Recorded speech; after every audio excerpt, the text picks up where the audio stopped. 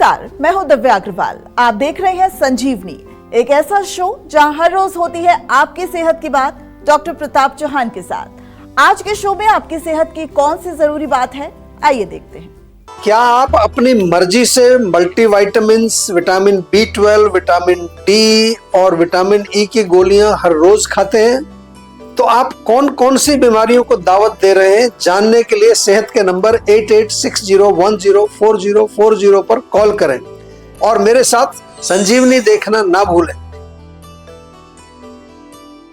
संजीवनी के सभी दर्शक सेहत का नंबर नोट कर लें, जो है 8860104040।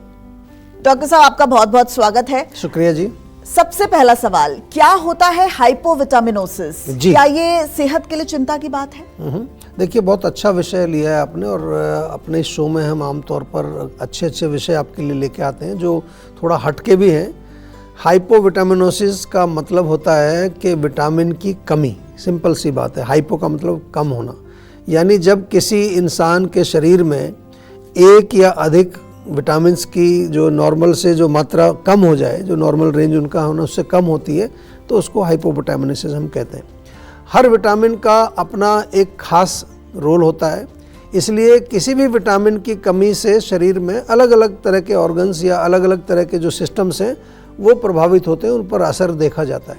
आयुर्वेद की दृष्टि से अगर हम देखते हैं तो शरीर में भोजन जो हम सेवन करते हैं, जो भी हम खाना खाते हैं, उसके पचने के बाद 7 प्रकार के धातुओं का निर्माण होता है हमारे शरीर में, और ये धातु जो है शरीर को धारण करते हैं, यानी कि सस्टेन करते हैं। हमारे शरीर को स्वस्थ रखने में बहुत बड़ा रोल इनका होता है।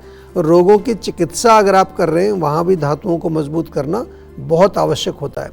और यदि आपके शरीर में विटामिन्स की कमी हो जाती है तो आयुर्वेदिक भाषा में हम कहें तो यही कहेंगे कि आपके शरीर में धातु कमज़ोर हो गए हैं और आपकी इम्यूनिटी यानी कि ओजस आपका कमज़ोर हो गया है, जिसके कारण अनेक प्रकार के रोग आपके शरीर में आ जाते हैं। अब क्या ये सेहत के लिए खतरनाक हो सकता है? हाँ, बिल्कुल, डेफिनेटली हो सकता है। अगर विटामिन डेफिशिएंसी यानी कि हाइपोविटामिनोसिस यदि लंबे समय तक चल रहा है, काफ़ी लंबे समय तक, या वो क्रॉनिक हो गया है, या किसी क्रॉनिक डिजीज़ को वो एक तरह से अंजाम उसने दिया, जैसे ऑस्टियोपोरोसिस होता है कैल्शियम की कमी से, अनेमिया होता है आयरन की कमी से, न्यूरोलॉजिकल प्रॉब्लम्स उसमें हो सकती हैं, आपकी नसें कमज़ोर हो जाती हैं, बच्चों में ग्रोथ या डेवलपमेंट रुकना ये आम तौर पर देखा जाता है। इसके अलावा इम्यून सिस्टम आपका इतना कमज़ोर हो जाता है कि छोटे मोटे इन्फेक्शन भी आपके गंभीर हो जाते हैं, उसका इलाज ही बड़ा आसानी से नहीं कर पाते हैं आप। क्या विटामिन की कमी चिंता की बात है? बिल्कुल छोटी छोटी चिंता की बात है। अगर छोटी मोटी अगर वो तुरंत पकड़ में ना आए तो आगे चल के क्या होता है, वो फिर आपका एक गंभीर रोग बन जाता है। लेकिन यदि आप इसको नज़रअंदाज करते हैं शुरू में, तो फिर तो आपको चिंता करने की बात है, क्योंकि इससे काफ़ी गंभीर रोग होते हैं। और कुछ केसेस मैंने अपने ऐसे देखे हैं जिनमें परमानेंट डैमेज भी हो सकता है, जैसे नर्व डैमेज हो जाती है। विटामिन B12 डेफिशिएंसी में आमतौर पर ये देखा जाता है। डॉक्टर साहब, अब एक सवाल है मन में कि क्या अलग अलग विटामिन की कमी शरीर पर अलग प्रभाव, अलग असर उसका पड़ता है क्या? डेफिनेटली। जो हम आज ये विषय हमने लिया है, इसमें हम आयुर्वेद के साथ साथ मॉडर्न साइंस के अनुसार भी जो हाइपोविटामिनोसिस के जो प्रमुख लक्षण हैं वो अलग अलग विटामिन की कमी से वो अलग अलग ही शरीर में दिखाई देंगे। जैसे विटामिन डी की यदि कमी होती है तो उससे हड्डियां कमज़ोर होती हैं। रिकेट्स नाम का एक बीमारी होती है, ऑस्टियोमलेशिया एक रोग होता है हड्डियों का। थकान होती है, मांसपेशियां कमज़ोर हो जाती हैं, इम्यून सिस्टम हमारा कमज़ोर हो जाता है। विटामिन B12 यदि आपको शरीर में कम हुआ तो उसके लक्षण क्या होंगे? थकान होगी, चक्कर आएंगे आपको, थोड़ा मेमोरी पर भी असर पड़ता है, याददाश्त कमज़ोर होने लगती है, और हाथों पैरों में आपने कई बार सुना होगा, लोग कहते हैं सुन्न हो जाते हैं हाथ पैर, या झंझनाहट उसमें होती है। अनीमिया भी हो सकता है। इसी तरह से विटामिन ए की अगर कमी है तो रात को देखने में आपको दिक्कत होती है, नाइट ब्लाइंडनेस उसको कहते हैं। त्वचा और आँखों में भी किसी तरह के कई तरह के रोग आते हैं, त्वचा के रोग होते हैं आपके शरीर में, और बालों के भी रोग हो जाते हैं। इम्यून सिस्टम कमज़ोर हो जाता है। और विटामिन सी की कमी हो तो मसूड़ों से कई बार ब्लड आने लगता है, आपने देखा होगा, स्कर्वी नाम का रोग होता है। या कोई आपको कोई भी वुंड होता है, जख्म होता है, तो उसको भरने में बहुत देर लगती है, बहुत मुश्किल से वो आपका वुंड जो है हील होता है। थकान और कमजोरी होती है। विटामिन के आपने सुना होगा, उसकी यदि कमी हो जाए तो आपका ब्लड जो है वो क्लॉट नहीं होता, यानी कि अगर कहीं आपको चोट लग जाए तो ब्लीडिंग रुकती नहीं है, बहुत देर तक ब्लीडिंग चलती रहती है। तो इस तरह से अलग अलग विटामिन्स हैं, उनकी डेफिशिएंसी के लक्षण भी आपको शरीर में अलग अलग ही दिखाई देते हैं। डॉक्टर चौहान, कुछ लोग बिना कुछ प्रिस्क्राइब किए हुए, डॉक्टर्स ने कुछ प्रिस्क्राइब नहीं किया, कोई टेस्ट नहीं कराए, लेकिन जो ट्रेंड है उसको फॉलो करते हैं। विटामिन की कमी है, पोटेशियम की कमी है, मैग्नीशियम की कमी है, कैल्शियम की कमी है, और फिर दवाई लेते रहते हैं। दूसरे की बात सुन करके वो भी शुरू कर देते हैं। बिल्कुल। तो इसके क्या लक्षण हो सकते हैं और इससे कैसे बचा जाए? देखिए, बहुत अच्छा आपने ये जो सवाल किया है। आज के टाइम में मैंने भी बहुत देखा है, काफ़ी सारे पेशेंट आते हैं हमारे पास, जो है लोग थोड़े हेल्थ कॉन्शियस तो हो गए, इसमें कोई दो राय नहीं है, लेकिन बिना डॉक्टर की सलाह के आप कोई विटामिन्स ले रहे हैं, प्रोटीन्स ले रहे हैं, कैल्शियम ले रहे हैं, मैग्नीशियम ले रहे हैं, तो ये आपको कभी लेने का देना पड़ जाएगा। यानी कि कभी कभी जो है फ़ायदे की बजाय नुकसान आपको डेफिनेटली हो सकता है। कब सप्लीमेंट्स आपको लेना है और उसका सही समय क्या है, सही डोज क्या है, ये डॉक्टर की सलाह से ही आपको करना चाहिए। जब किसी को आप जैसे टेस्ट कराते हैं, तो टेस्ट में यदि आपको डेफिशिएंसी आई है तो फिर आप फिर भी डॉक्टर के पास जाना चाहिए। डॉक्टर से जो है आप अपनी हेल्थ कंडीशन के बारे में बात करें और उसके अनुसार फिर आपको डॉक्टर सजेस्ट करेंगे कि कौन सा सप्लीमेंट, कौन सा विटामिन आपको लेना है। जैसे प्रेगनेंसी जब होती है, ओल्ड एज होता है, अनीमिया होता है, ऑस्टियोपोरोसिस होती है, तो रोग के अनुसार किया जाता है। ऐसा नहीं कि आपके कोई फ्रेंड है वो कहे मैं मैग्नीशियम ले रहा हूँ तो मुझे बहुत अच्छा लग रहा है तो आप भी लेना शुरू कर दो। जब डाइट से वो न्यूट्रिएंट आपको मिलना मुश्किल हो जाए, या जैसे कि आपको सनलाइट से विटामिन डी नहीं मिल रहा है, तो ठीक है, फिर आप ले सकते हैं। डाइट में आपको अगर डेफिशिएंसी है, या जो एथलीट्स हैं वो ले सकते हैं। एथलीट्स का क्या कि बहुत उनको हार्ड वर्क करना होता है, या कुछ स्पेशल केसेस में जब भी आपको स्पेशल केस हो, उसमें भी चाहे वो एथलीट भी हो, उसको भी सुपरविजन में लेना है। अधिक मात्रा में विटामिन या सप्लीमेंट्स लेने से कुछ जो है आम लक्षण जो देखने को मिलते हैं वो मैं बता देता हूँ आपको। थकान होती है, नौसिया हो जाता है, वोमिटिंग की सेंसेशन, मसल्स में वीकनेस होती है, खासतौर से मूड स्विंग्स बहुत होते हैं।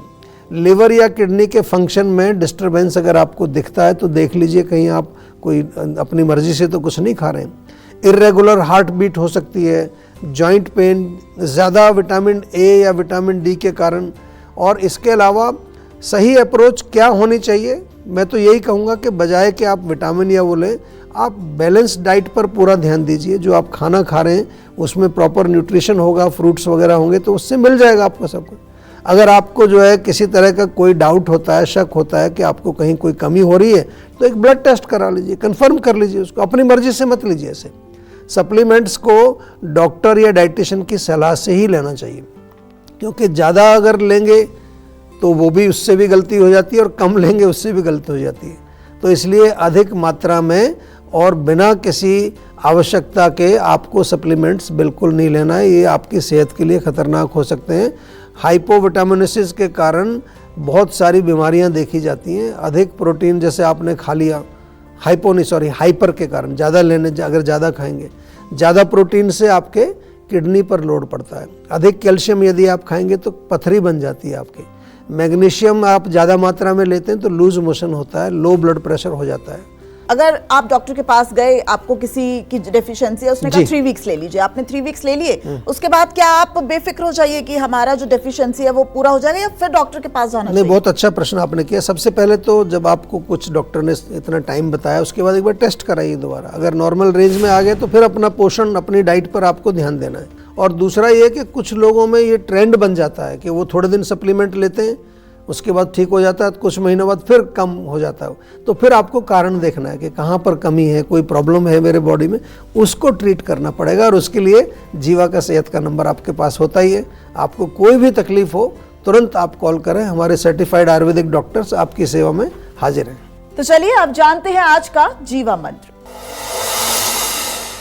डॉक्टर साहब, क्या हेल्थ सप्लीमेंट्स जो हैं वो अपनी सेहत को सुधारने के लिए लेने चाहिए, और कितनी मात्रा में लेने चाहिए? क्या वो शरीर के लिए, एक हेल्दी शरीर के लिए जरूरी होते हैं? देखिए, ये भी बहुत अच्छा प्रश्न आपका है। मैं तो यही आपको बार बार कहता हूँ कि एक स्वस्थ व्यक्ति को सप्लीमेंट लेने की बिल्कुल कोई आवश्यकता नहीं है। लेकिन आपको अपनी डाइट में ज़रूर ध्यान रखना है। अपनी डाइट में नेचुरल फॉर्म में आपको विटामिन्स, मिनरल्स ये सब इंक्लूड करने चाहिए। और उसका तरीका मैंने अभी आपको बताया कि आपकी जो डाइट है उसमें क्या करेंगे आप, उसमें आप एक प्रॉपर उसमें फ्रूट्स हों, बैलेंस डाइट उसमें हो, वेजिटेबल्स, ग्रीन वेजिटेबल्स, प्रोटीन का कुछ सोर्स होना चाहिए, काले चने, मूंग, स्प्राउट्स ये खाएं। डेयरी प्रोडक्ट्स, मिल्क बहुत अच्छा है कैल्शियम के लिए, पनीर बहुत अच्छा है। और डेली सनलाइट आपको मिल रही है यदि तो कोई ज़रूरत नहीं है, विटामिन डी वहाँ से आ जाएगा आपको। और कोई क्रॉनिक इलनेस या प्रेगनेंसी है, एज रिलेटेड कंडीशन नहीं है आपको, अगर ऐसी कोई प्रॉब्लम नहीं है तो क्या ज़रूरत है उसके, क्यों लेना है आपको। थकान नहीं है, कमजोरी नहीं है, किसी तरह की डेफिशिएंसी आपको नहीं है तो बिल्कुल नहीं लेना। तो आपको जनरली कोई भी सप्लीमेंट की ज़रूरत नहीं होती अगर ये कंडीशंस हैं। बॉडी खुद नेचुरल जो फूड आप खा रहे हैं उसी सोर्स से सारे न्यूट्रिएंट्स ले लेती है। और आयुर्वेद तो इसको मानता ही है कि हम अपने भोजन से ही सारे धातु बना लेते हैं। लोग अक्सर जो है एड्स देख लेते हैं आजकल सोशल मीडिया पर, एक्स्ट्रा इम्यूनिटी और ये इम्यूनिटी बूस्ट कर दो, ये कर दो, आप थकान आपकी दूर चली जाएगी, ये बहुत कुछ आप देखते हैं रोज़। लेकिन बिना ज़रूरत के कोई भी आपको ऐसा सप्लीमेंट नहीं लेना है, क्योंकि वो आपकी बॉडी के ऊपर एक ओवरलोड होगा और विटामिन्स और मिनरल्स का इम्बैलेंस भी वो अंदर जाकर पैदा करेगा आपके लिवर पर, आपके किडनी पर, आपके डाइजेस्टिव सिस्टम पर। उसका बहुत ज़्यादा स्ट्रेस पड़ता है। कई बारी सप्लीमेंट्स जो हैं वो दूसरी दवाइयों के साथ इंटरफेयर भी कर सकते हैं अगर आप कुछ और दवाई ले रहे हैं कुछ किसी रोग के लिए। तो आयुर्वेद की एक बात अगर आपने पूछी है, जैसे मैं कहूँगा कि नेचुरल जो हर्ब्स होती हैं उनमें बहुत अच्छे आपको सप्लीमेंट्स मिलते हैं। हमारे यहाँ आंवला है, त्रिफला है, शतावरी है, अश्वगंधा है, च्यवनप्राश है, शिलाजीत है, गिलोय है, ब्राह्मी है। ये सारे सप्लीमेंट्स जीवा के ऑनलाइन स्टोर पर आपको मिल जाएंगे। ये सारे सेफ हैं, नेचुरल है। लेकिन आयुर्वेदिक सप्लीमेंट भी आयुर्वेदिक डॉक्टर की सलाह से ही लेने चाहिए, क्योंकि सभी जो हर्ब्स हैं वो सबके शरीर के लिए सूटेबल नहीं होती हैं। जैसे अश्वगंधा का आपने नाम सुना होगा, उसकी तासीर गर्म होती है। तो जिन लोगों की पित्त प्रकृति है या जिन लोगों को स्किन की कोई डिजीज़ हो रखी है उनके लिए वो अच्छी नहीं होगी, और ज़्यादा बॉडी में हीट पैदा करेगी। दूसरा, डोसेज का ध्यान रखना बहुत आवश्यक है। ऐसा नहीं कि अश्वगंधा किसी ने बताई है तो अधिक मात्रा में ले रहे हैं। जो हर्बल चीज़ें हैं उनकी भी अगर गलत मात्रा आप लेते हैं तो वो भी शरीर को नुकसान करती हैं। ये मैं इसलिए बता रहा हूँ, बहुत सारे लोगों के दिमाग में ये मिसकंसेप्शन है कि ये जो नेचुरल चीज़ें हैं इनका कोई साइड इफ़ेक्ट होता नहीं है, तो आप जो मर्जी उठा के जितना मर्जी खा लीजिए। ऐसा बिल्कुल नहीं है। आप एक चपाती भी ज़्यादा खाएंगे उसका भी इफेक्ट, साइड इफ़ेक्ट आपको बॉडी में दिखेगा। तो always consult an expert, doctor से ही बातचीत कर करके आपको ये सप्लीमेंट्स वगैरह लेने हैं। डॉक्टर साहब, इसी चर्चा के बीच में हमारे साथ मुंबई से कॉलर जुड़ गई हैं। मुंबई से मृणालिनी पांडे हमारे साथ जुड़ गई हैं। मृणालिनी, आप अपना सवाल पूछ सकती हैं। जी नमस्ते सर। नमस्कार जी।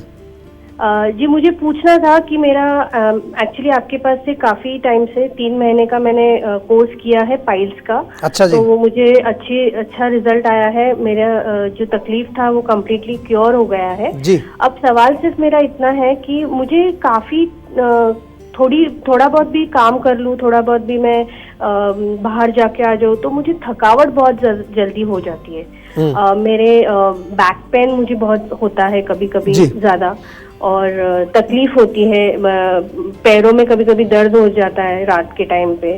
तो इसके ऊपर मैं क्या दवाई लेना चाहिए? देखिए, बहुत अच्छा प्रश्न आपने किया है। आपका जो रोग था वो 3 महीने में ठीक हो गया, बहुत अच्छी बात है। और पाइल्स जो होते हैं वो इतने आसानी से ठीक होते नहीं है, लेकिन क्योंकि हम एक प्रोटोकॉल के तहत चिकित्सा करते हैं इसलिए हमारे यहाँ रिजल्ट्स बड़े अच्छे आते हैं।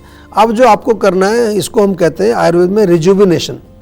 रोग की चिकित्सा के बाद हमें बॉडी में थोड़ा रिजुविनेशन चाहिए, रसायन खाने चाहिए, और वो आप हमारे डॉक्टर से मिलेंगे मुंबई में। वो आपको प्रॉपरली उसी अनुसार, आपकी प्रकृति के अनुसार, आपकी एज के अनुसार, आपके रोग के अनुसार, जैसे महिलाओं में हमारा एक नारी सखी कैप्सूल में बार बार बताता हूँ, बहुत बढ़िया है। शतावरी टैबलेट भी हमारी बहुत अच्छी है उसके लिए, वो भी ले सकते हैं। महिलाएं जो हैं वो शिलाजीत भी ले सकती हैं। आजकल लोग ये समझते हैं शिलाजीत केवल पुरुषों के लिए होती है। तो ये जो मैंने जनरल चीज़ें बता दी हैं, लेकिन ये आप एक बार हमारे डॉक्टर से जो आपकी चिकित्सा जिन्होंने की है उन्हीं से पूछ लीजिए। दूसरा, मुंबई में हमारी कई क्लिनिक्स पर पंचकर्म भी होता है वहाँ पर, तो 5-6 दिन पंचकर्म की आप थेरेपीज ले लेंगे, उससे पूरा बॉडी का पेन, थकान, कमजोरी ये भी दूर हो जाएगा। बिल्कुल आप जो है स्वस्थ रहें, सुखी रहें, ऐसी हमारी कामना है। तो टेंशन लेने से सेहत नहीं बनेगी, सेहत बनानी है तो सेहत का नंबर मिलाएं, जो है 8860104040 और डॉक्टर चौहान की टीम के डॉक्टर से बात करके गुड हेल्थ पाएं। मल के साथ चिकना पदार्थ यानी आओ आता है तो क्या करें, बताएंगे डॉक्टर चौहान। आप देख रहे हैं संजीवनी। आज सेहत का नंबर 8860104040 आप मिलाएंगे तो सीधे डॉक्टर चौहान से अपनी सेहत की बात कर पाएंगे। चलिए अब वक्त है सेहत की संजीवनी का। डॉक्टर साहब, मल के साथ चिकना पदार्थ यानी कि आओ आता है तो इसको, इस समस्या का हल कैसे निकालें? देखिए, बहुत ये भी कॉमन सी समस्या है। सबसे पहले तो इसका मतलब समझ लीजिए कि आम क्या होता है। इसका अर्थ ये होता है कि जो आपने खाना खाया वो ठीक से नहीं पचा। ठीक से नहीं पचेगा तो अनडाइजेस्टेड फूड जो होता है उससे आम बनता है। तो एक तो ओवर ईटिंग आपका जो है ध्यान रखना है। ओवर ईटिंग अगर होगी तो खाना पचेगा नहीं। और अपनी अग्नि के अनुसार भोजन आपको करना चाहिए। अग्नि को स्ट्रॉन्ग बनाने के लिए अगर आप केवल ताज़ा अदरक भी सेवन करते हैं, खाना खाने से एक छोटा सा टुकड़ा लें, उससे आपको रिलीफ मिलेगा। जीवा का डाइजेस्टॉल चूर्ण, ये तो मैं बार बार कहता हूँ, जीवा का आम पाचक चूर्ण जो आम को पचाने का काम करता है, लवण भास्कर चूर्ण, ये सब ऑनलाइन मिल जाएंगे आपको। और बेल अगर आपको मिल रहा है फ्रेश बेल, तो बेल का सेवन करिए, वो बहुत ही बढ़िया इसमें रोल प्ले करता है। गट बैक्टीरिया के लिए एक कुटज के नाम से आती है, कुटज घनवटी या कुटजवटी, वो भी बहुत अच्छी है। और सुबह खाली पेट 5-6 नीम के पत्ते चबा लीजिए, वो सबसे बढ़िया एक आपको इलाज उसका है, क्योंकि कोई भी टॉक्सिन्स बॉडी में होंगे उसको वो नष्ट करता है। तो डॉक्टर साहब, सेहत से जुड़ी संजीवनी के लिए आपका बहुत बहुत धन्यवाद। थैंक यू जी। सेहत बनानी है तो सेहत का नंबर मिलाएं और अपनी कॉल रजिस्टर कराएं। जीवा सेहत का नंबर है 8860104040। अगर सेहत से जुड़े आपके सवाल हैं तो आप ईमेल करें। जीवा की ईमेल आईडी है info@jiva.com। आप फेसबुक के जरिए भी जीवा से जुड़ सकते हैं। जीवा की फेसबुक आईडी है www.facebook.com/जीवा आयुर्वेदा। और यूट्यूब पर जीवा शोज देखना बिल्कुल ना भूलें और आज ही जीवा का यूट्यूब चैनल सब्सक्राइब करें, जो है www.youtube.com/जीवा आयुर्वेदा। सेहतमंद रहने के लिए आयुर्वेद से जुड़ना, अच्छा खाना, अच्छा सोचना और हर रोज संजीवनी देखना बहुत जरूरी है। कल फिर होगी सेहत की बात डॉक्टर चौहान के साथ। नमस्कार।